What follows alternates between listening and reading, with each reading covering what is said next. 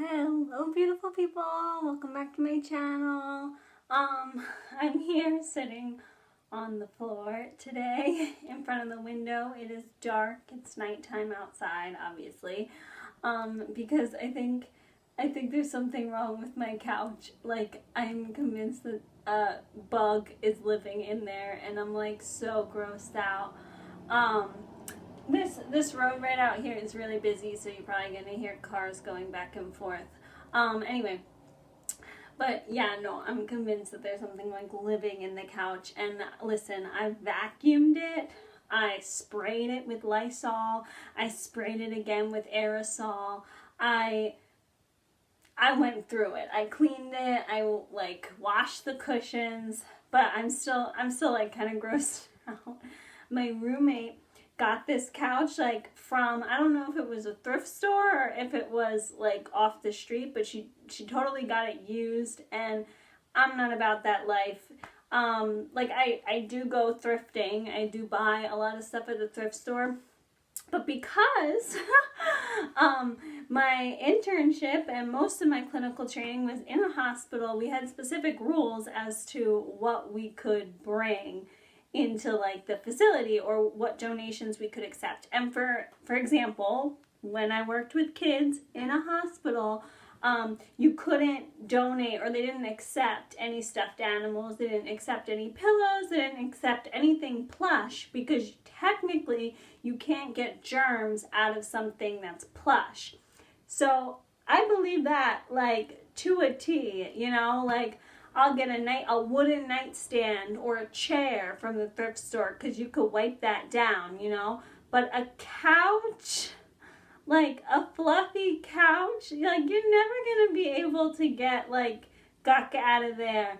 And I mean, if the hospital isn't accepting it, then I'm not accepting it either. So there you go. But I picked out a lovely black couch off of Amazon. So when she moves out, my black couch is coming in. So then I can be back on the couch discussing life again. But anyway, so we discussed, or I talked about working in a hospital and having most of my clinical hours in hospital facilities. And that's what I wanted to talk about today, my internship experience. So this is, I guess, unknown internship experience feedback. And I've noticed that some of the issues that I've encountered now, like as a music therapist, we go off and we do our internship. We're like 21, you know, some of us are 20 when we go ahead and do that. So we're fairly young, but a lot of other people do internships too, like my MBA program. Yeah, some people opt to do an internship, residency in medical school, you know, that's like technically sort of just like our internship. It's a little bit more demanding. And then with my MBA internship, it's considered residency as well. That's definitely more demanding. Like the higher up you get, the more demanding it is. And I'll give you kind of an example, like my MBA residency. It's about foreign affairs. So you do travel. And yes, as much as that sounds luxurious, it's really darn expensive. So, I have a different major, different, you know, mindset. I'm not gonna go do foreign affairs or I have to take a couple of international business courses, but that's not my passion. So thankfully I don't have to do that sort of residency, but that's kind of what it entails. And then you guys all know that a medical residency, you know, you're working like 12, 14-hour shifts. You're like, you know, you're there at 4 in the morning and you stay until the following 4 in the morning. You know how it is. So, but a lot of these issues that I experienced are actually the same exact issues that people experience during their internship or residency in higher ed. It's just that they experience it when they're a little bit older. So stay tuned. We're going to talk about some internship things that I didn't know, and that I guess struck me kind of strange at the time. So I'm going to dive in here. Before I dive into my personal experience, I just want to throw out there a pop cultural difference slash issues, because this is a big concept that a lot of people don't talk about. Now, as a music therapist, if you work with kids or teenagers, you'll start to notice that like teenagers who were born in the early 2000s, they like 80s music, you know, or sometimes they'll like 80s and 90s stuff, and they'll act as if they grew up in the 80s and 90s even though they were born in 2004. And the reason that is, client-wise, is because a lot of times if you are born with developmental issues or you live in a facility, you're mostly on a floor or rooming with people who are older than you. You're also working with staff who are older and possibly, you know, like 80s and 90s stuff. So that's where like sort of a cultural issue, pop culture issue sort of occurs in clients where like their age doesn't really line up with their interests. Now, this, believe it or not, is a thing for interns and internships. It's not, a lot of people don't talk about it, but you have to remember that if you're an internship supervisor, most of the time you're not fresh out of school. I mean, I was fresh out of school when I became an internship supervisor, but that's just because I had to check it off the list. Like, I gave myself a timeline and I wanted to make it happen in the timeline. And if my supervisor had her way, I wouldn't have been able to be a supervisor. But I don't listen to people. I mean, especially like if it's something that I want to get checked off the list, I want to have this experience under my belt, I think I can do it. And when people tell me no, I go ahead and do it anyway. And I didn't get in trouble from the higher ups, but I wouldn't recommend doing that. But anyway, so a lot of people weren't like me. Obviously, they listened to their supervisors. They worked in the facility for like 3 years, you know, let's say, because you only have to work there for a year, you know. But a lot of people wait, they'll do like 2 to 3 years, okay? So if you're so think about this, like if you're a supervisor, let's say they got a job right out of school and they're 23, right? Because like we're just gonna make them a little bit older. We'll pretend that they're 23, they got their job, right?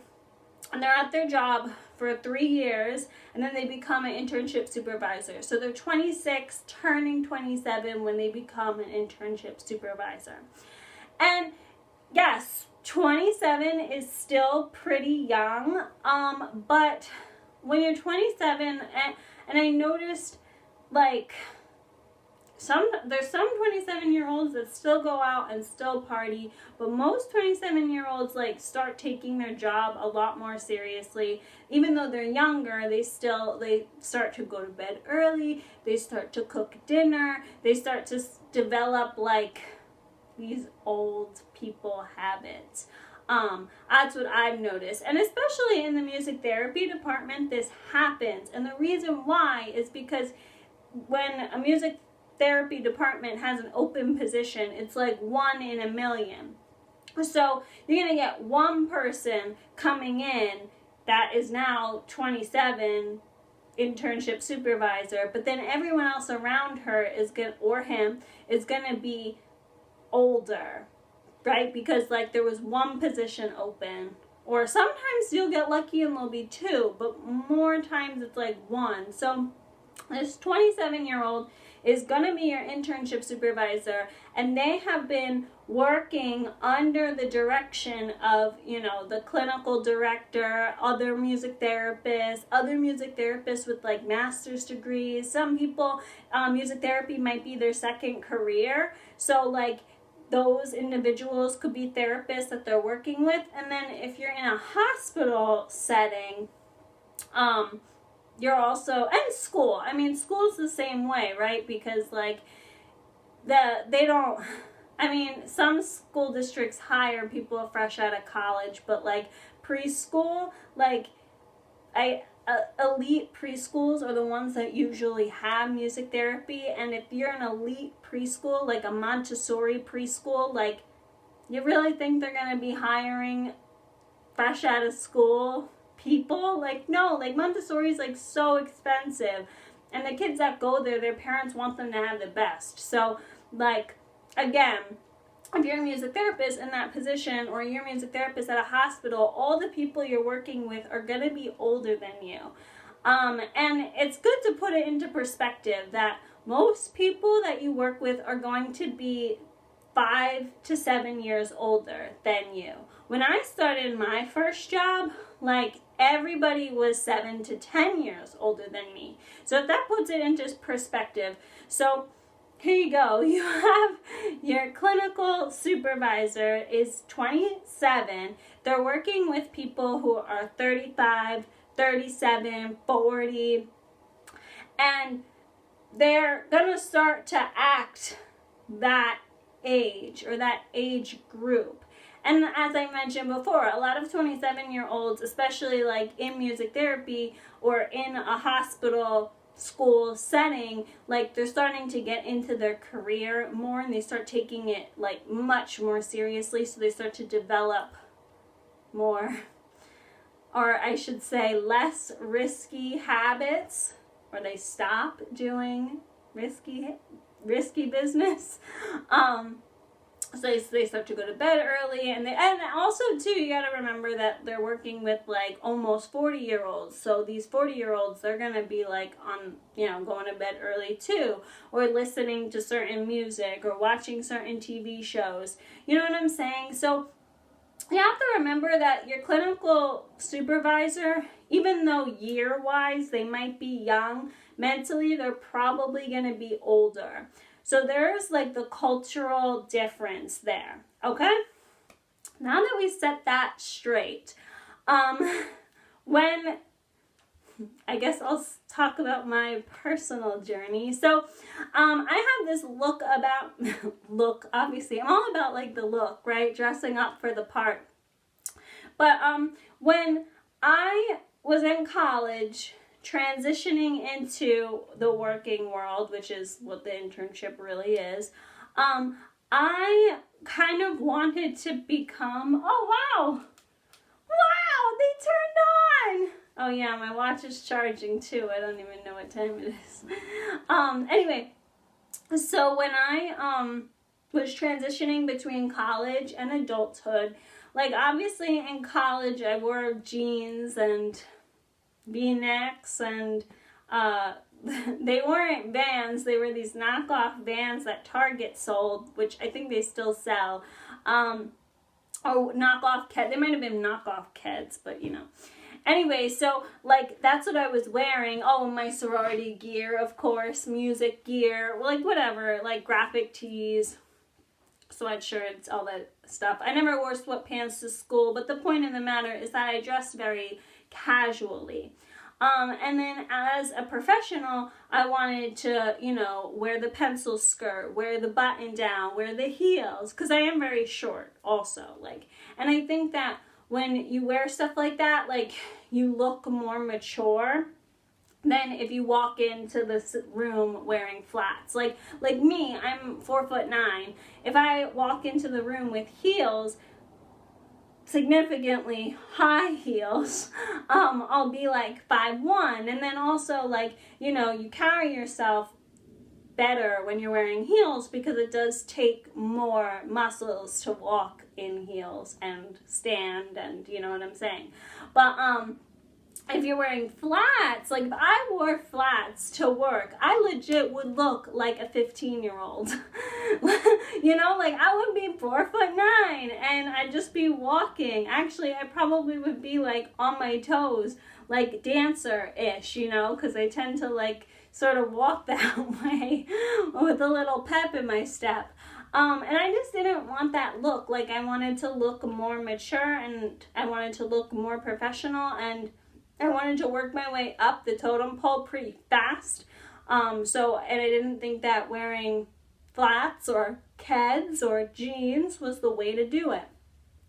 Now, The thing is, though, that as a music therapist, you can't really be wearing heels. You can't be wearing nice clothes, especially if you're in a hospital. Like, I had to transfer clients all the time. And I remember one time I have this lovely vegan leather jacket. It's green. It's wonderful. It's not like bright green. It's like dark green. Oh my gosh, it's so beautiful. It's the best jacket ever. I got it for my birthday one year. Anyway, I think I got it as a gift, right? And it was from, I think it's from like Bloomingdale's. So, it's one of the more expensive pieces that I own. And I remember I was wearing it to work. And then I got asked to like transfer a client. And I did not handle it well, okay? Like, the jacket was priority. I took the jacket off. I made sure the jacket was safe before going to the client. That was not a smart idea. Please learn from my mistake. But the point of the matter is that I learned not to wear things that are nice or that are gifts or things that I, like, love, you know? So there's, like, an issue, you know, with, like, dressing nice and working as a music therapist. But the nice part is that we have stores like Pinterest and H&M and Forever 21. Forever 21 possibly might go bankrupt, but you know, we always have those sites like Boohoo, Shein, I think it's called, all that kind of stuff. Amazon sells pretty cute clothes, but so yeah, so you can get a lot of cute nice clothes for cheap, and that's again what I did. Instead of buying classics from Nordstrom's, I went to Pride Mart and I got like heels from Pride Mart. And now it's like, okay, well, I have a leather jacket, like now I could recreate the outfit, and the outfit only costs like $20, and then instead of like the jacket costing $50, you know? So that being said, I was able to overcome and dress the way I wanted to dress at my internship and at my job. But the thing is that I didn't know how to dress professionally.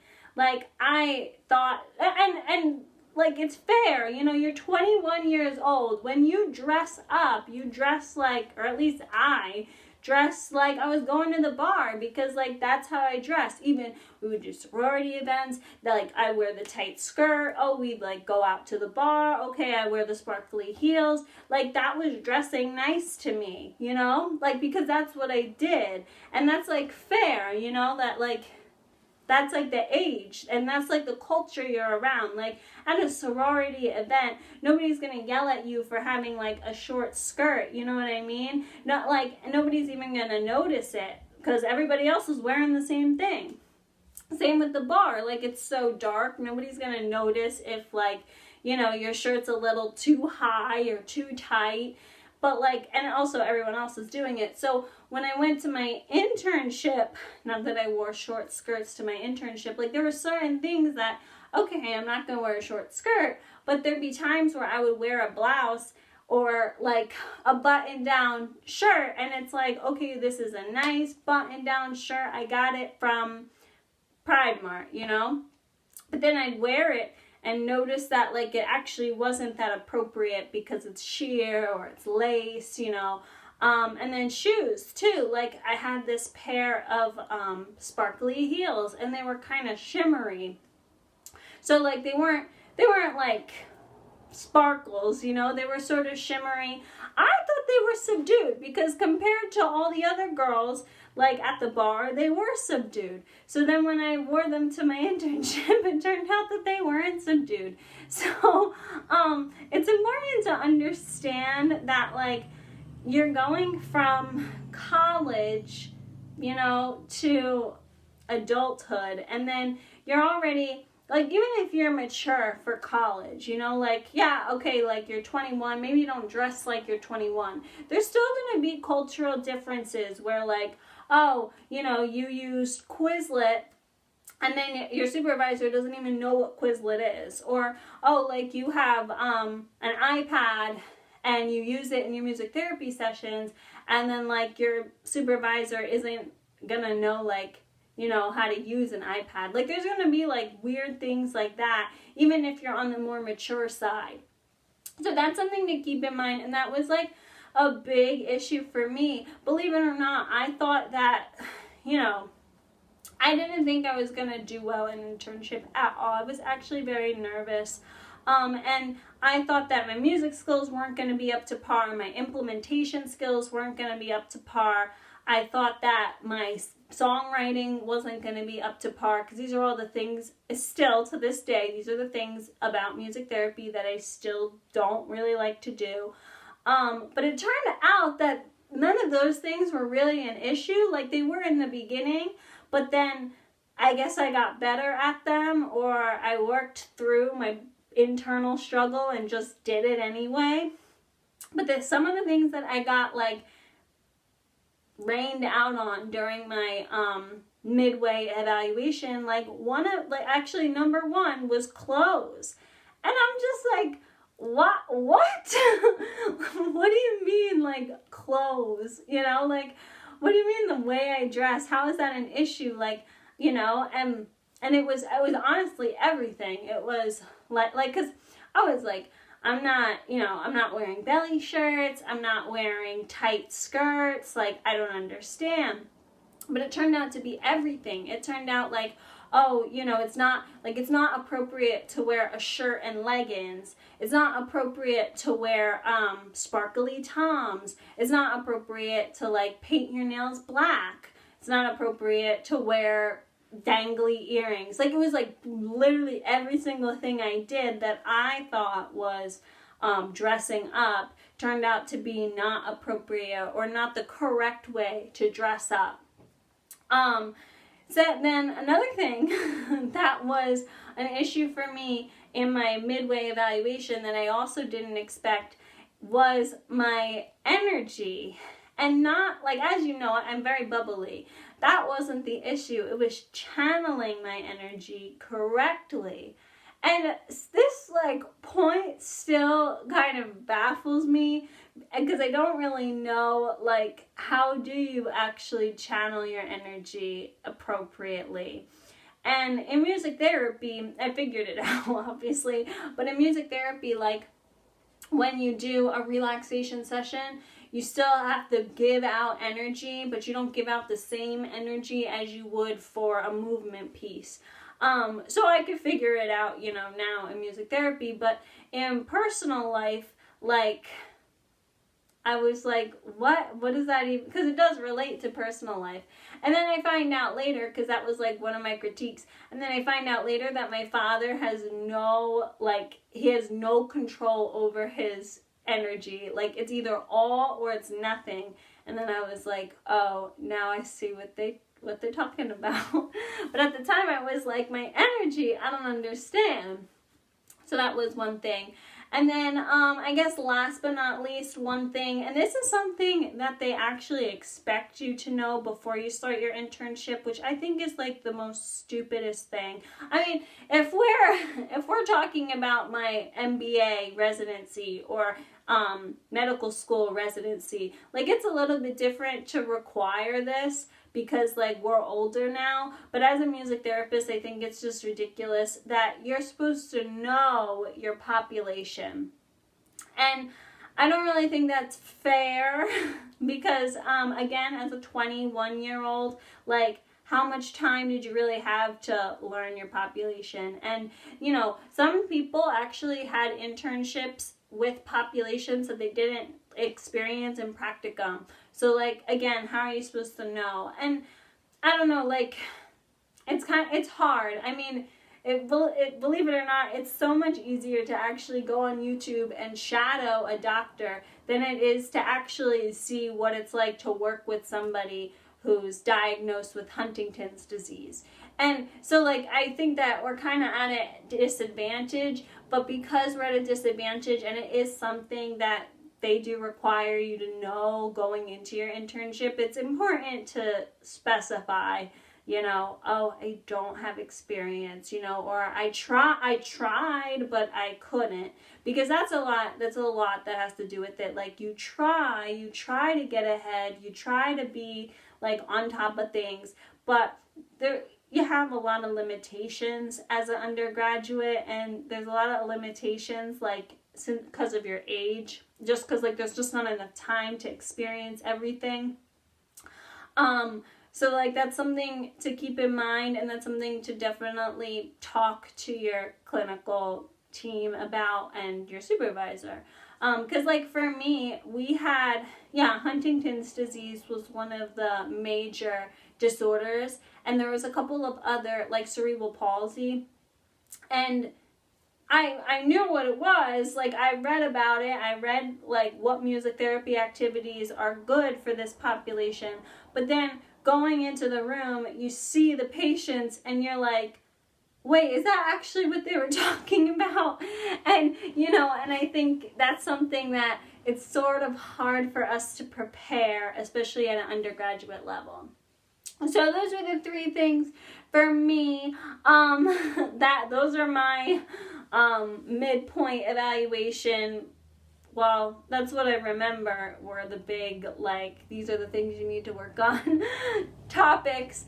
But I got through it, and now I checked music therapy off the list, and I'm working in the medical department in a more, responsibility task, a higher level task. And it's all good and fine. So you make it through eventually. You get to be wonderful and great and stick it out, and you'll be wonderful. Anyway, so learn from my mistakes.